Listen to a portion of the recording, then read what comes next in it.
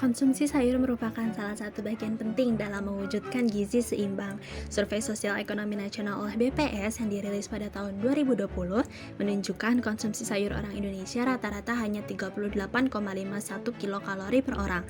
Sedangkan pada 2019, konsumsi rata-ratanya adalah 39,01 kilokalori per orang.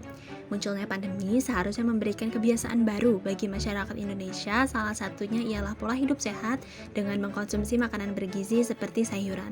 Namun, pada kurun waktu 2019 sampai 2020, kecenderungan ini justru kian menurun. Padahal WHO menyebutkan bahwa tiap orang harus mengkonsumsi minimal 62,5 kilokalori per hari. Limbah udara merupakan permasalahan ekologi yang tidak dapat disepelekan.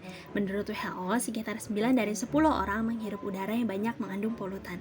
Sumber polusi udara ini sangat beragam, salah satunya aktivitas rumah tangga. Contohnya, pembakaran sampah plastik yang menghasilkan zat berbahaya seperti CO, dioksin, volatil, dan zat berbahaya lainnya. Polusi lain bisa berasal dari asap rokok dan asap dari proses memasak. Selain itu, penggunaan pembersih semprot, deodoran, dan penyegar udara ternyata berkontribusi 38% terhadap emisi VOC. VOC sendiri adalah senyawa organik volatil yang dapat menguap di udara dan menyebabkan penyakit paru-paru. Lalu, bagaimana sih cara mencegah polusi udara dalam rumah tangga?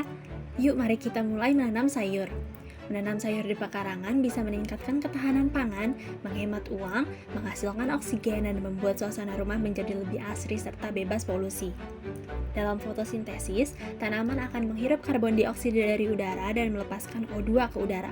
Itulah oksigen yang akan kita hirup nantinya. Banyak banget loh jenis sayuran yang bisa kita tanam. Dalam video ini, kita akan menanam bayam.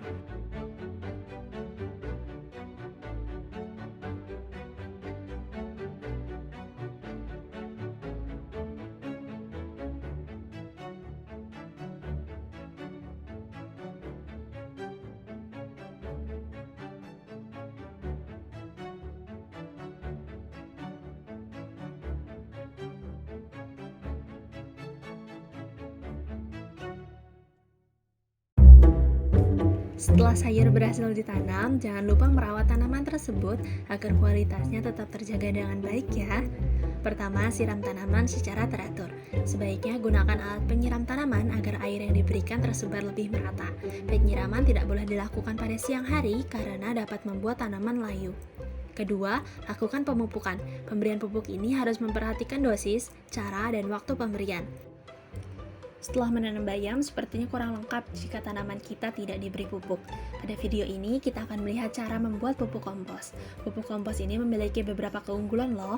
Selain biaya pembuatan yang terjangkau, pupuk kompos juga lebih ramah lingkungan karena mengandung asam organik seperti asam humat, asam fulvik, hormon, dan enzim yang aman bagi tanaman, tanah, ekosistem, serta mikroorganisme.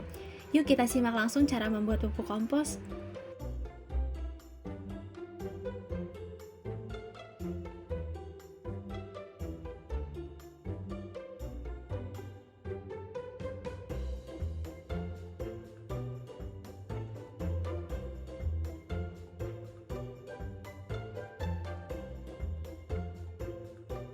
Ketiga, pemanenan. Apabila pertumbuhan tanaman sudah dianggap cukup, kita pun dapat memanennya dengan cara menggunting atau memotong batang tanaman tepat di atas tanah. Bayam yang sudah dipanen selanjutnya dapat kita olah dan kita konsumsi loh. 3-5 gram benih bayam dapat menghasilkan hingga 250 gram sayur bayam yang biasa kalian beli seperti pada video ini. Wah, asyik banget kan menanam sayur dan mengkonsumsinya langsung? Jadi, tunggu apa lagi? Ayo kita tanam tanaman di rumah kita supaya dapat membantu mengurangi emisi karbon yang kita hasilkan.